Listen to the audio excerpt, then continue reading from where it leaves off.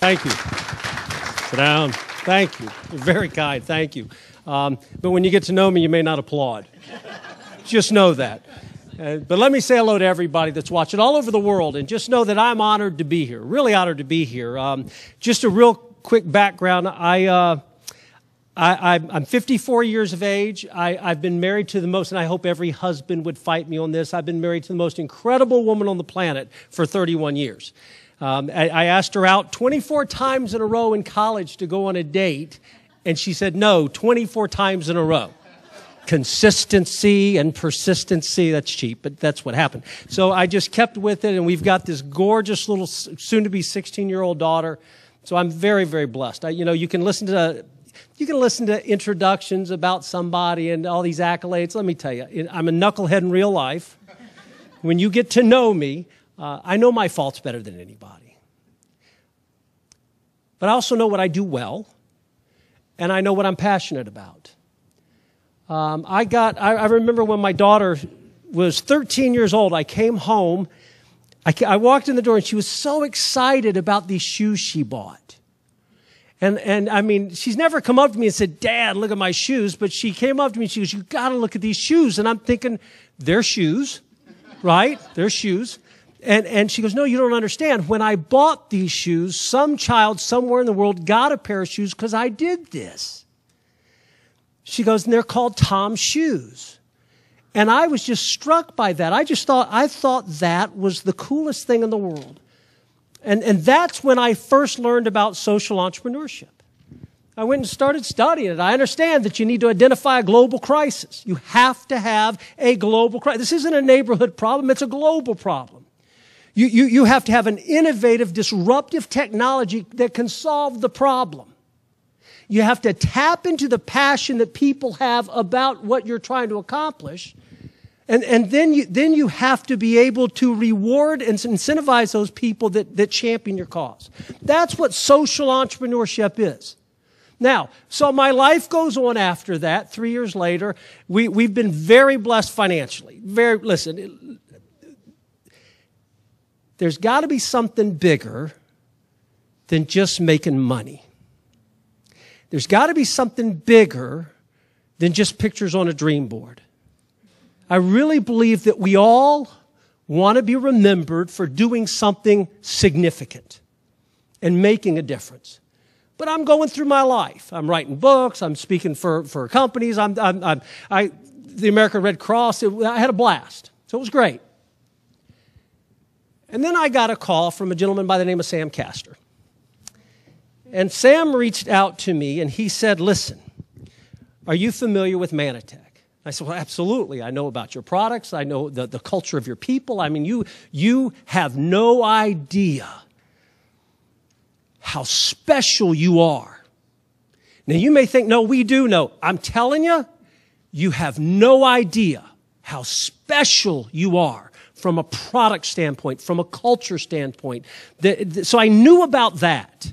He said, "Well, we're in the midst of an evolution. We're in the midst of moving ourselves to a unique space. We are going to be a social entrepreneur company. That's who we are. And we need help in driving that mission." And it was so great because 3 years ago, that's when I first learned about social entrepreneurship. But here's what you need to know. Manatech is the only company in the world, the only social entrepreneur company that has a leverage-based income model. Tom's Shoes doesn't have one. The satisfaction my daughter gets is she buys the shoes. It would be great if Tom's Shoes says, "And if you refer people to us, we'll pay you." Because then you could count, because a leverage-based income model serves as a force multiplier that harnesses the power of people. It's the people that solve crisis. It's the people that come together in numbers. It's the people that make a big difference. Have you ever heard that statement that if you want to change the world, you have to first change yours? You ever heard that before? If you want to change the world, you have to first change yours. The problem with that is it aligns things in a sequence, that you can't change the world until you first change yours. And the problem that people have is they spend $100,000 on a college education. By the age of 40, the Bureau of Labor Statistics tells us that by the age of 40, you'll have 10 different jobs. If you're younger than 21, you'll have 12 to 15 jobs. And then at the age of 65, you'll have $32,000 income. You spend $100,000, travel through 10 to 15 jobs, and hopefully end up with enough to pay your bills. So how can you change the world if you can't change yours? And people lay in bed every night, all around the world. And they say to themselves, I'm so much better at my job, but yet it seems to be so much harder to do. And they worry about credit card debt. And they worry, listen, this isn't about big houses and rings and all that stuff. Listen, there's nothing wrong with it. But remember, empty plates don't feed starving children. Men and women with resources feed starving children. But they lay in bed with this frustration of I've got to worry about Visa. I've got to worry about MasterCard. I've got to worry about college loans. I've got to worry about making my car payment. I got to worry. It's hard to change the world when you're bogged down in trying to change yours. Now, here's what we have our hands on. The power of this social entrepreneur company, the one you're living in, is it allows you to do both of them at the exact same time. Nowhere else in the world can you do it. It allows you to do both at the exact same time. You earn more money. The more money you earn, the more children we can save. You save more children, the more money you earn. You can actually go to bed at night and know in your soul that you're doing something bigger than yourself. I did a conference call recently, and I was talking to people about this sense of fulfillment. And I was saying, what do you do after you have all you need? What do you do after you've taken these pictures down? What do you do? What do you do? And I want you to know something. You're in the midst of doing something that I had prayed I had seen 24 years ago. Because what I saw 24 years ago created a great lifestyle for me. But in the midst of creating a great lifestyle for my family, we didn't save any children. I can't look back on that and think I was a part of that. But I'm probably no different than you. I want my daughter to look at her dad one day and say, I am so proud of what you've done. That's where we are. That's where we are. We have taken this flag and we have planted it on a space that no one occupies. There is no social entrepreneur company in the world with a leverage-based income model that knows how to harness people like this one. None. There's none. You're living in a space where there's no one around you. But the question becomes, what do we do in that space? What do we do in the space? And I'm going to tell you something.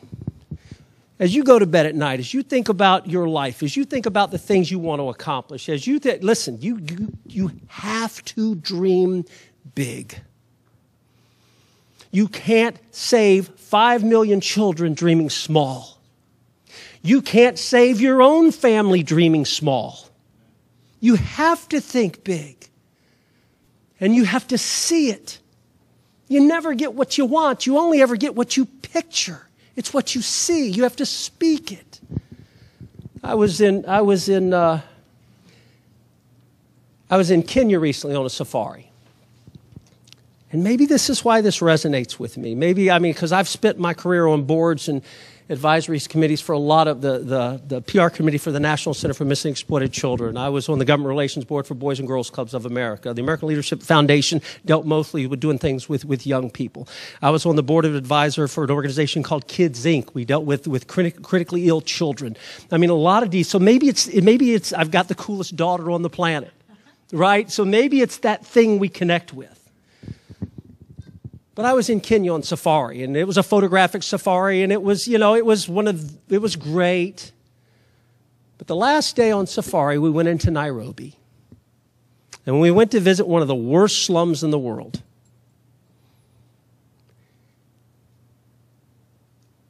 And that's where I saw it for me.